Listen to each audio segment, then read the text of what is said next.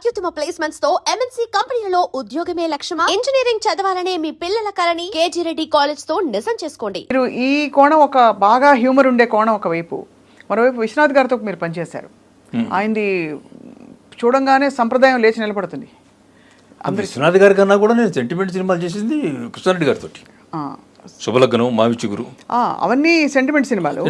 విశ్వనాథ్ గారితో అదొక ఎక్స్పీరియన్స్.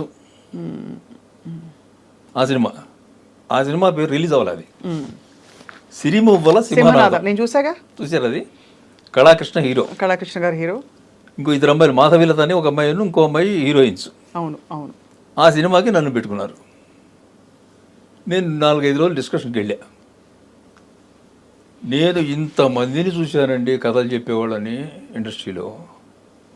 విశ్వనాథ్ గారిలాగా కథ చెప్పేవాళ్ళని చూడలేదండి. అవునా? ఆయన కథ చెప్తుంటే జల కళ్ళనీళ్ళు వచ్చేస్తాయి. నవ్వు వచ్చినట్లాగే వస్తుంది, ఏడుపు వచ్చినట్లాగే వస్తుంది, ఇమోషన్ వచ్చినట్లాగే వస్తుంది. ఆయన అంత బాగా చెప్తాడు కదా. ఆయన తర్వాత చూసింది నేను దాసరి గారు.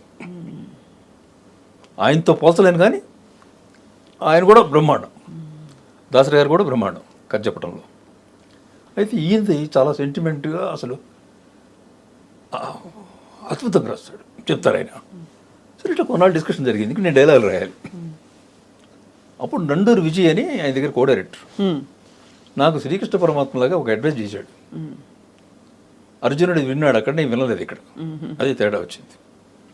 ఏం చెప్పాడంటే, మీరేం రాయొద్దు,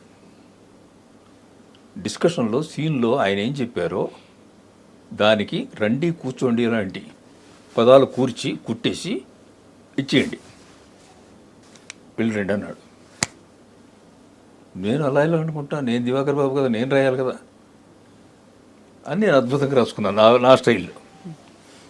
వెళ్ళాను సెట్కి, విన్నారు, చూశారు, చాలా బాగుందండి అన్నారు. కాలు వేసుకున్నాను. విశ్వనాథ్ గారు మెచ్చుకున్నారు. వచ్చి పక్కన కూర్చున్నాను. కాసేపు డైలాగులు ఏమి వినిపిస్తాయి, నావి కాదు, వేరే వినిపిస్తాయి.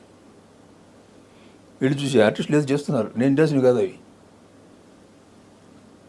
చూస్తున్నాను. ఆయన వచ్చే దగ్గరికి, సీను కొంచెం మౌంటప్ చేశాను అంతే, చూడండి అని పేపర్ ఇచ్చాడు.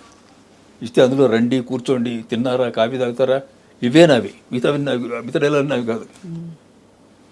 చాలా కోపం వచ్చింది. వచ్చి రెండు విజయ్ చెప్పి, ఏంటి ఇది, ఇంతకాడికి మమ్మల్ని పెట్టుకోవడం దీనికి ఏంటిది? నేను ముందరే చెప్పా, మీరే వినలేదు. ఆయన ఏమనుకున్నాడో అది ముందు చెప్పేస్తున్నాడు మీకు అక్కడ సెట్లో డిస్కషన్లో. అదే రాయాలి మీరు అంటే. ఆయమ్మ ఇది రాసేగాడికి నేను ఆయన దగ్గర ఎందుకు చేయటం, కాబట్టి విశ్వనాథ్ గారి సినిమాలు చూడటం బెస్ట్ ఆయన దగ్గర పనిచేయడం కన్నా అనిపించింది. అంటే ఆయన దగ్గర పనిచేస్తే మనకు విద్య తెలుస్తుంది, వేరే విషయం. మన డైలాగులు ఉండవు, అది ఆయన రాసేసుకుంటాడు ఆయన. అది ఆయన దగ్గర జరిగిన ఎక్స్పీరియన్స్. ఇప్పుడు ఆయనలాగా కథ చెప్పడం మాత్రం అసలు ఇంకోటి వల్ల కాదండి. సో అలా మరి అక్కడ మీరు బాధపడ్డారా, లేకపోతే సమాధాన పరుచుకున్నారా? సీన్ పేపర్ సీరియస్ ఇంటికి వచ్చేసాను. ఓహో, అంటే డైరెక్ట్ కూడా కాదు, కానీ ఆయన ధైర్యం లేదు. ఆఫ్ కోర్స్ అంటే అప్పుడు బిగినర్ నేను ఇంకా. అవునవును, కానీ అది ధైర్యమే, మీరు చేసిన ధైర్యమే సార్. ఎందుకంటే నేను రానని చెప్పారు, ఎప్పటి నుంచి నేను రానయ్యా అంటే చెప్పాడు నండూరు విజయ్. ఎందుకంటే మీరు ఆయన సినిమాలు అంతే అన్నాడు. ఆయన సినిమాలు అంతే, ఆయనే చెప్తారు. మరి మమ్మల్ని ఎందుకు అన్నారు అన్నాడు. ఉండాలి ఒక పేరు అంతే. ఇది చాలా గొప్ప ఎక్స్పీరియన్స్ సార్. ఆయన రాసుకుని ఇంకోళ్ళ పేరు పెడతారు. చాలామంది రైటర్ చేంజ్ చేస్తారండి. డైరెక్టర్లు మా చేత రాయించుకుని వాళ్ళ పేరు పెట్టుకుంటారు. విశ్వనాథ్ గారు ఆయన రాసి మా పేరు పెడతాడు. తర్వాత మళ్ళీ ఆయన పిలిపించి కలవడం, తర్వాత కలిసాం, చాలాసార్లు కలిసాము. మా సినిమాలో ఆయన యాక్ట్ చేశారు, వజ్రం సినిమాలో. ఆ తర్వాత మామూలు చక్కగా మాట్లాడతారు. ఆయన గొడవలేదు, ఎందుకంటే ఆయన ఇష్టం కదా, ఆయన తెలుసు. నేను కాదండి పోరాడు ఉంటే అక్కడ అదే గొడవ అయ్యేది. నేను తలంచేసి వచ్చేసాక పక్కకి, అయ్యే పని కాదని. అప్పుడు పైగా నేను బిగినర్. ఆ తర్వాత అయితే కొంచెం కృష్ణారెడ్డి గారి సినిమాలో అవి రాస్తే అహంకరించేవాడినేమో, హోంకరించేవాడినేమో. అంత లేదు అప్పటికి. అప్పుడు ఇంకా నేను క్యాటే, టైగర్ అవ్వలేదు. క్యాట్ మరి లయన్తో టైగర్తో పోరాడకుండా మీరు వచ్చేసారు. కానీ అది అంటే బట్ కొంచెం ఎక్కడో మన డైలాగ్ వినిపించాలి, మన ప్రతిభ కనిపించాలనే తపన అయితే ఉండేది మీకు మొదటి నుంచి కదా సార్?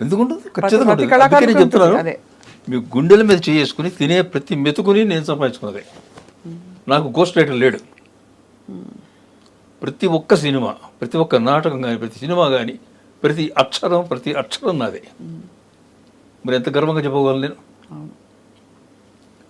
ఎవరి చేత గోష్ఠుల చేత రాయించడం అది ఎప్పుడు ఏనాడు చేయలేదు.